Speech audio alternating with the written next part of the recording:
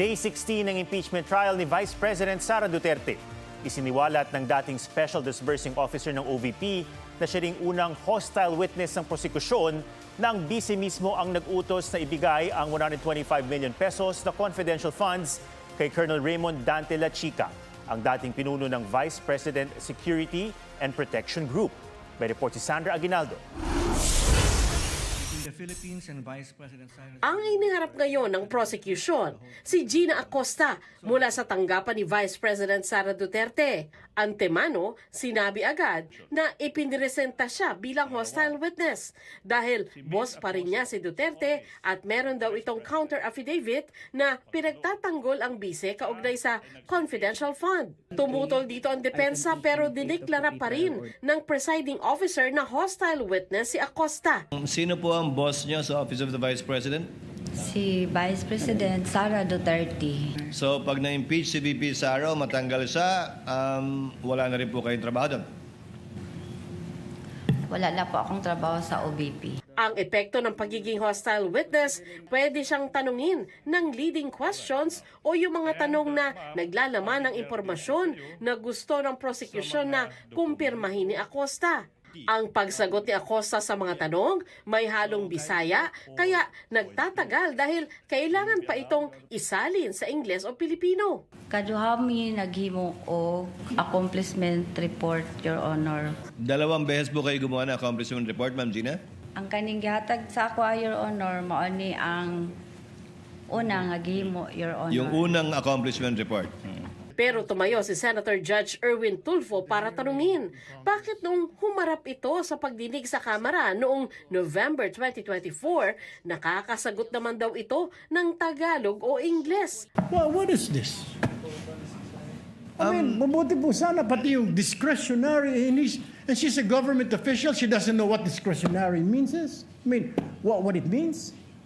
Dito po, puro sumasagot naman po siya, English, Tagalog. Tama na po itong panluloko sa atin. Matapos nito, nabawasan ang pagsasalita sa Bisaya ni Acosta. Tinanong siya ng prosecution tungkol sa pag-withdraw niya ng 125 million pesos in cash sa Land Bank noong December 2022. Ito yung confidential fund ng bise na sinasabing na-disburse o nagamit sa loob lamang ng 11 araw.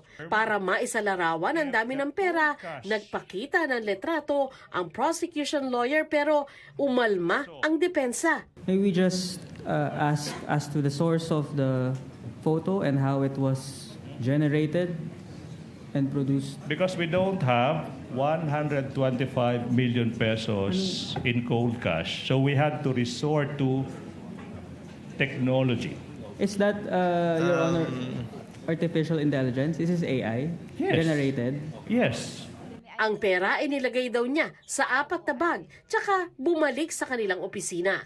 Doon ibinigay niya ang 125 million pesos in cash kay Colonel Raymond La Chica, former head ng Vice President Security and Protection Group. Dati nang ipinunto ng prosecution na sa ilalim ng joint circular ng Commission on Audit, ang Special Disbursing Officer ang dapat nangangasiwa sa pagre-release ng confidential fund. Kaya tanong ngayon ng prosecution, bakit ibinigay niya ang cash sa security ng bise, gayong trabaho niya ito bilang Special Disbursing Officer? Kasi po, may instruction po sa taas, Your Honor, ng aking head of agency. Sino ba ang head of agency na nag-utos sa'yo? Ang nag-utos po sa akin na i-release ang pera na 125M sa security officer na si Colonel La Chica ay si Ma'am Sara Duterte.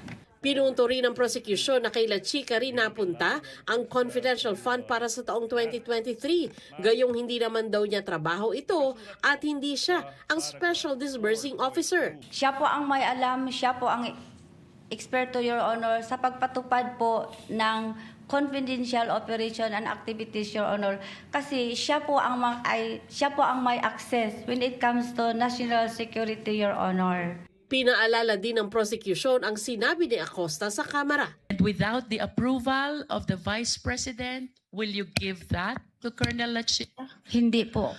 Lumabas din sa pagtatanong na ang inihandang plano para sa pagkakagastusan ng confidential fund ay walang detalye kundi blanket program lamang. Sabi ni Acosta, lumalabas na ang detalye ng paggamit ng pera kapag ibinigay na nila Chica kung saan ginamit ito. Kinumpirma rin ni Acosta na sa mga dokumentong isinumite sa Commission on Audit para i-liquidate ang milyong-milyong pisong confidential fund, wala ang pangalan nila Chica sa kabila ng papel niya sa paggamit ng confidential fund. Sa lahat ng mga dokumento isinumite nyo sa COA, nakasaad ba dyan yung pangalan ni Colonel La Chica?